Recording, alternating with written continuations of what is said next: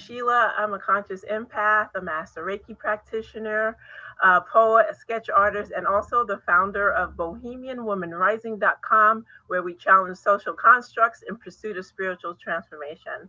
And I created the Fierce Boho Women segment to celebrate established and emerging women in all areas of business and the arts to share their wisdom, insights about their journey. And before I introduce my guest, I want to first thank Katharina Mitterso, who is the founder and owner of Project 5356, for managing the tech behind the scenes. And if you want to learn more about her grants and operations consultancy services, I encourage you to visit her Instagram page. And with that, I would like to introduce Ambo Seals. She's an artist, illustrator, ceramist, and educator. Welcome. Welcome. Thank you. I really appreciate it. Yes, it's great to be here. I appreciate you. And I would like to just let you start by telling us a little about yourself and your Ambo designs. Yes, thank you. So Amber Sealy, but also business name, Ambo Seals Designs. I am an illustrator. I also am an educator. I teach in public schools as an art teacher, as well as doing art on my downtime, doing festivals, and now dabbling in ceramics. So now we are labeled self-titled ceramists. Always been into art for as long as I can think of. My art has literally guided me through every facet of my life. So that's how we got here. And now my goal is to just, it's always been a goal to share my art and my passion for art with others. I feel like that's my own personal mission statement if I were to have one. Passing my knowledge and my love of art on to the next generation has always been something that's really important to me, whether it's through education or just making. So that's what my whole spiel is about, if you wanted to know a little bit about me. Thank you. That's lovely. Thank you. So can you share with us how did you develop your artistic skills? So growing up, I was very much a daddy's girl. I would be underneath my father for as long as I could. May he rest in peace. But my dad was a huge comic book collector. I think he has like first issues of comic books from Marvel and DC. Um, and growing up, I didn't really know how to read for as most kids do growing up. So the ways that we would bond together is that he would show me the words in the comic books and I would stare at all the pictures as he's like reading to me. So he gets his time and I get to look at all the pretty fight scenes. Um, so after a while, I would sit there and I go, I want to draw that character. Like, can we sit and draw it together? And I remember it started out with him just drawing the masks and the faces, but then children's books that I had of my own, I'm like, oh, can we practice tracing over this? And then I just got in the routine of tracing and making my own designs or redraws of children's books that I liked, and then so on and so forth. So that's where it started. That's amazing. Thank you. Um, what was your first significant piece of artwork? So I find that um, my first significant piece, if it were to be like a core memory in my entire artistic career, um, would probably have to be back to the basics of high school. I find that my art teacher in high school was very significant in the trajectory of how I viewed myself as an artist and, took what I thought was just simple doodles into something. She saw me for who I was. I love it. So I my parents were going through a difficult time in their marriage. So I threw myself into her class like significantly. And she saw my efforts and introduced me into the world of colored pencils. And, I find that as a teacher myself, I know that it's hard to multitask with so many humans moving, lots of moving pieces as an educator. But she carved out time specifically for me to show me how colored pencils can be more than just the material that you use to fill in, but something that could be more painterly, more textural. So my most significant piece I find like in my entire trajectory would be a color pencil piece. We talked about cubism, and I worked on um, getting glass reflections on black color construction paper. So we did somewhat of a hyper realism. And from that point on, I realized that like, oh, I have so much more talent than I thought. And it's just someone pouring into you that was so crucial. So I Right. find that to be a significant piece for myself. Wow, that's a nice catalyzing moment. Nice story. Thank you. Um, um, okay, what has been your most defining moment as an artist to date? My most defining moment as an artist. Um, you know, it's hard to answer that Mm-hmm. Mm-hmm. because you feel like I find that in the arts, it's always kind of there's this underlying insecurity of like, am I good enough? Because there's so many outside sources. Yeah. Um, but I think my most defining moment was being selected to work on a project. I can't speak about what the project is, but for TV production. So making several stills for animators to work on in post. I think I have maybe over 32 pieces that I contributed. Um, and it's for a docu-series, which is really exciting. And I've been working on that for about a little over a year and a half, maybe 2 years. So that was definitely a defining moment, being seen as like someone who is worthy of the opportunity.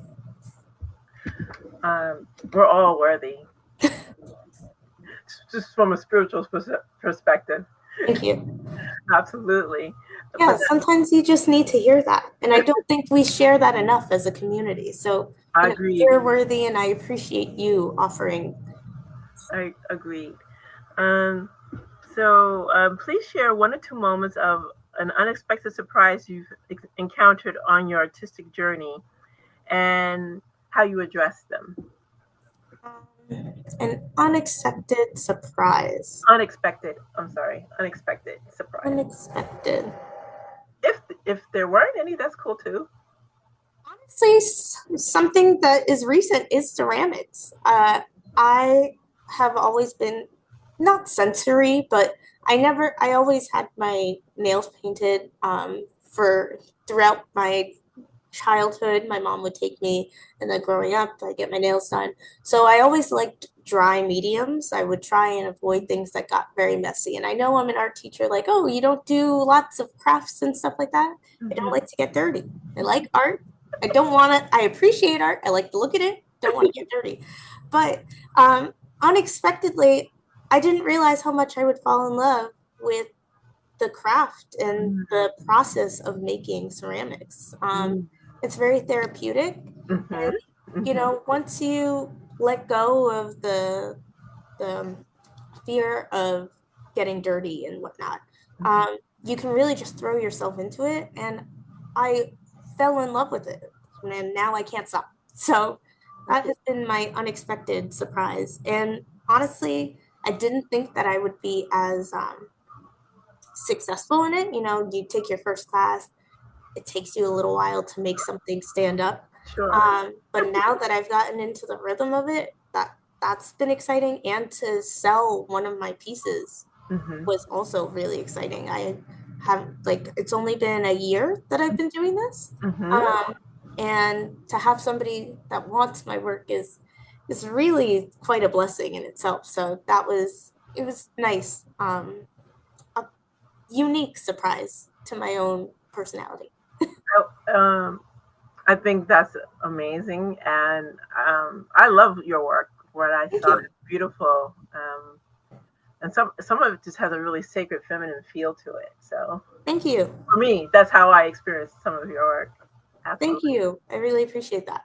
Um, so knowing what you know now, what would you have changed, if anything, about you how you embarked on your artistic journey? I think tying into like the last answer, just being open to more opportunities, new opportunities. I think growing up in a small town, Mm, you're so used to being in the small pond, and it's easy to be comfortable I, and complacent in yeah. what is familiar. Hmm. And being able to embrace the unknown is something that is truly wonderful, but it takes a long time to really accept. And I think ceramics is a prime example. Like, I was so fearful of the mess. I was fearful of, am I going to make something that's worth it? What's it? I shouldn't even try because I probably won't like it. You Hmm. won't know unless you try. So being open to new opportunities, I think, would have been something that I would have changed. I think I was a bit closed-minded starting off, but Hmm.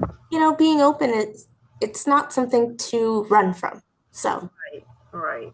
I find that the more I delve into my art, or whether it's crochet, jewelry making, sketching, it just it emboldens me along the lines of what you're saying to mhm, explore deeper. mhm, So that's the beautiful thing about art, whatever form you're engaged in. It's a deep visceral. I'm going to say for me, it's a deep visceral meditative experience. Like, absolutely. you get into a zone, and the next thing you know, you've created this thing, and it's like, wow, that came out of me. Yeah. I look back and I'm like, wow, I did that. It's amazing. Yeah, Art is magical. it truly is.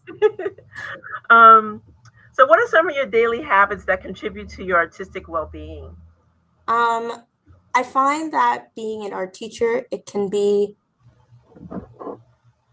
taxing Okay. on your creative spirit because you're drawing so much for others, Uh-huh. right? You're demoing, you're doing drawovers to help others. And by the time you come home, it's not necessarily something that you want to do because it feels more as if it's a chore. But I like to carve out at least 5 minutes of just drawing time because that's what my background's in. I went to school for animation illustration, only to find out that I'm more of an illustrator than animator. And then I get my master's in illustration, and now I've done all this drawing. I feel like I have a style, a stamp, a signature for the way that my art looks, and I'm giving it to everyone else except myself. So really finding that time to like invest in my own creative spirit, at least for 5 minutes at a time, just so that, you know, I'm getting me back. Hmm. I Mhm. love it. Thank So you. I'm going to suggest that you keep a piece of selenite crystal with you or in your Oh, space. The selenite crystal, I think, is Selenite. It's a balancing, and it clears your space, and it balances. It just removes, and you never have to clean it. A lot of crystals wonderful. have to clean. Selenite is one that you don't, and it's a very powerful crystal. Um, I love it. I keep some in my. I carry crystals in my pockets, everywhere. I wear them. So, but I was listening to you share that story, and how it can be potentially draining. This is a crystal that can assist with that. I love that. I think more people should invest in crystals as well, because like I find that people are so quick to call things taboo if they don't understand, but like we all come from Earth at the end of the day. So like why would I not want to connect back to Earth? Exactly. Exactly. I couldn't have said it better. Um, are there things that the corporate art community can improve upon to better support women in the arts? I think that women in the arts do stand tall, but I think it's hard to carve a name for yourself when you're new. So Mm, maybe like more like micro meetings of or micro exhibitions of new artists, just maybe even like for a week showing, make it a happening, rather than an exhibition. I You love change it. someone's artwork up every week just so that you're getting exposure to everyone. Because there's so many people who strive to be in the arts, but sometimes it feels like the only way to get your foot in the door is if you know somebody. And it shouldn't be like that because there's talented people who might just be a hobbit, and that's fine. Mm-hmm. So, making the space for new emerging artists, especially women, I will always root for us. Women's History Month all the way. So maybe something along those lines, like a weekly happening where you get to submit, just so that others get more exposure, because you never know. I think that's a brilliant. It's so brilliant. Um, how do you imagine the visual arts will have transformed in 100 years? How do I think visual arts will have transformed in 100 years? I Mm-hmm. think that there's going to be a push for more eco-friendly art, maybe more Yeah. art that like incorporates nature. Like I know it shows up on the Facebook reels. I'm sorry if that aged me, but Not people at that all. make like paintings out of sand. And it's there, it has its space, Mm-hmm. you see it, and then it's gone. Mm-hmm. Because I think that we're in such a big shift of like, how do we save our home? A lot of people I feel like are in a state of kind of like fear or dread, existential dread, about their situation, socioeconomic, uh, geological, everything, ecosystem, right? Um, and I think everybody thinks to themselves, well, I have this, but what's the long-term effect of this? Like, how is this going to? I think people like the sense of having, but then releasing and knowing that it's not causing harm. So I Mm-hmm. find that maybe art might be take a more eco-friendly shift, um, which also creates a sense of nuance, right? Because artists in the 1920s were viewed as, the Jay-Z and Beyonce of their time. Mm-hmm. So maybe a shift in that sense. I mean, I know that there's thousands upon thousands of famous artists that stay, but I don't think that they get the same exposure as other artists in Absolutely. previous times. So a shift to more, not idealistic, but Mm-hmm. uh, what's the word? Adv- Advocative, if that's a word. Sorry. If it isn't, I'm making it up.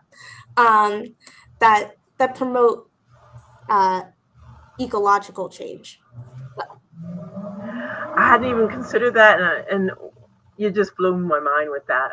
So thank you. I mean, wow, yeah. um, so my final question for this segment is, and there's no right or wrong answer. Mhm. To speak from your heart. What does spirituality mean to you? So I've actually looked at this question prior. I wanted to make sure that I was prepared. But I really was thinking about this for a while. I find that spirituality Mm-hmm. is connecting yourself back into the community, back with all forms of beings, living, not living, the things that are just kind of there.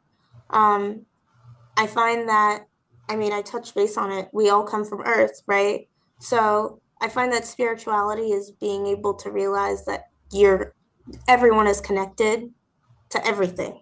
Um, and they always say like, oh, you cannot delete or erase matter. So thinking about how matter is all connected and where everything goes, and realizing that it's all interwoven in some sense. And then being able to be empathetic to that I and love, self-aware. I love it. I love it. I love it. You're just like speaking to my heart because everything is energy. Even our laptops, that everything that we take for granted, Mm-hmm. energy, and it's all connected. So I Yes. I just love that. So I'm going to ask Katharina Mitaso to come back on for the next segment of the interview, which Okay. we're going to turn the tables and allow you to ask questions of both of us or one of us. Oh, sure thing. Hi, Um, Katharine. hey, how's it going? Good. I hope Um, this worked that I'm now. Okay. Good. yes, I believe so. So I wanted to start with Katharina. I have questions for both, but Katharina, how did you end up in the arts? Like, what drove you to be in this section of career path, interest, passion, all of it? So it's interesting you ask that because I wouldn't even consider myself in the arts, but I do love to crochet. I do love to bake. And I guess like I've started to accept that I am creative because I've my whole career has been accounting, like managing and details, and I'm a Virgo, so everything is very detail, Mm-hmm. order, that I never really accepted that I was creative. But you know, I met and since speaking with Sheila and starting my own business, I realized I really do have a creative side that has been always been asked to be fed, and now I have an opportunity to do it. And I just have to say, this whole interview between the two of you, like I couldn't stop smiling because I was like, everything is resonating. I love these are great questions. I'm like, Amber is amazing. Thank And I'm so you will tell us when, the work that you've done is with the that you can't tell us yet, but you you. will let us know because I followed you on Instagram and I want to see what's going on, what's new. Oh, absolutely. Yeah. And yeah, so that's really the short of it. Until I started my own business, I never really thought that I was creative.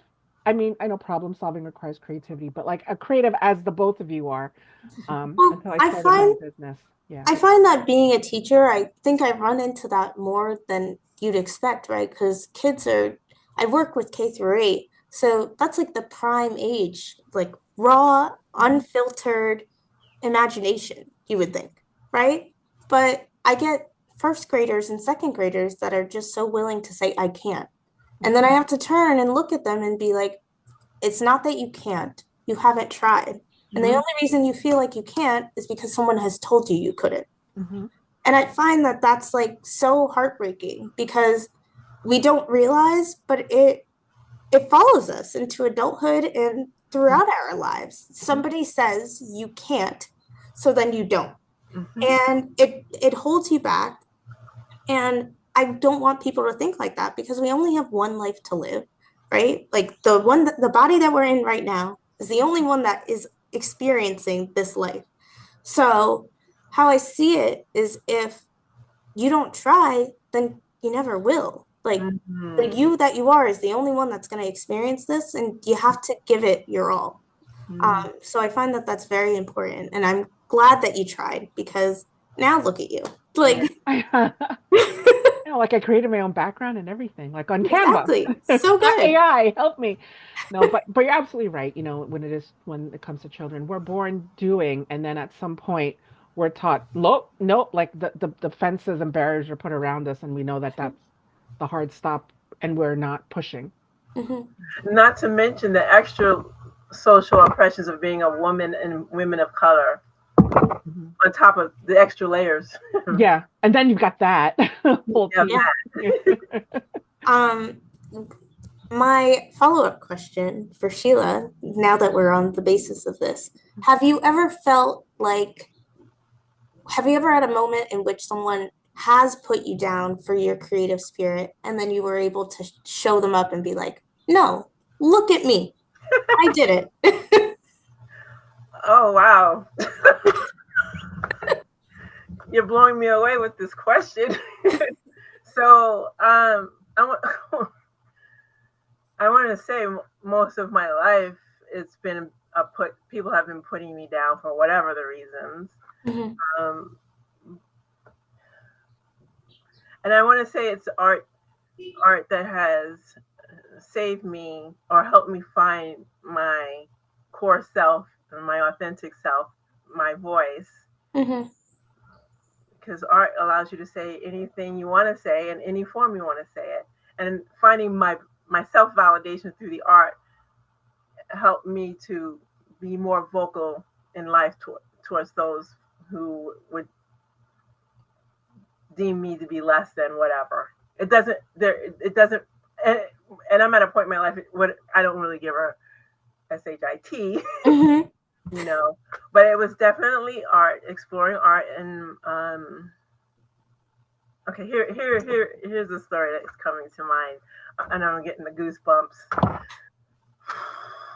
my little sister Cheryl and I, we shared a room growing up, and there was some little drama going on in the house, and we were upset. And so we went into our room, and out of construction paper and whatever I could find laying around, I just built this little village to distract us from whatever was going on out there. And we just delved right in. I built little cardboard trees and little people, and I was talking a story to her, and it just calmed us both down. I love that. So that's the earliest memory I have of how art empowered me to self-actualization, I guess. That's wonderful. I don't think people realize like how much art affects you. Like it really is its own sense of community, and you don't even know it sometimes. So I love that. So this has been such a special experience. Thank you. But before we go, before I want you to share your contact information, but even after that, stay on the line, because after we stop recording, we're going to have our proper goodbyes between the three of us. Okay. Yeah, no worries. So where can folks find you? So my handle on Instagram and TikTok is Ambo Seals, AMBO SEALS, as well as my website, amboseals.com. I'm working on an Etsy to get my ceramics out to the public. I actually just made a new piece, if you don't mind, if I could show it off.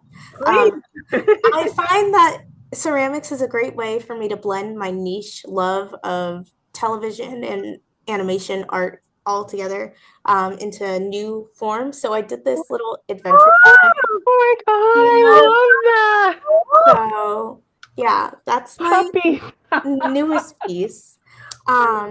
But I just find that that's like really, it's my niche. Like that's where my loves of all things can come together, and I can make something that is functional, but also, a little bit of me. So, but yes, amboseals.com, Ambo Seals across all platforms, and then working on an Etsy right now. So yeah, that's the goal. I love it. Oh I got my little pin. You know what this means? I have to buy a new beret so I can that color coordinates with your pen. Oh, I love it. And Katharina, please promote yourself, please. Oh, so Project 5356, that's my consulting business. I do grants and operations. I also do executive coaching. And currently I am launching and advertising my one-on-one project-based coaching called Ask Kat. So people come to me, I know a variety of things sometimes. I can't even list it all down, but if you have a project that you want to work on, a report you want to work on, and you just kind of hit a roadblock and you need help, someone to send it out, or maybe you need skills-based help or training, that you'd reach out to me. And my website is actually up. I'm on Instagram under Project 5356 because and my website is there. But yeah, I love working with people, and I just love being able to help people. They hit a roadblock, helping them untangle those thoughts and move on. Keep going. It's very Virgo of you. It is, right? So good at I love it. So ladies, let's hang on. We're going to end the recording, but we're going to have our proper goodbyes after. Okay. That's good.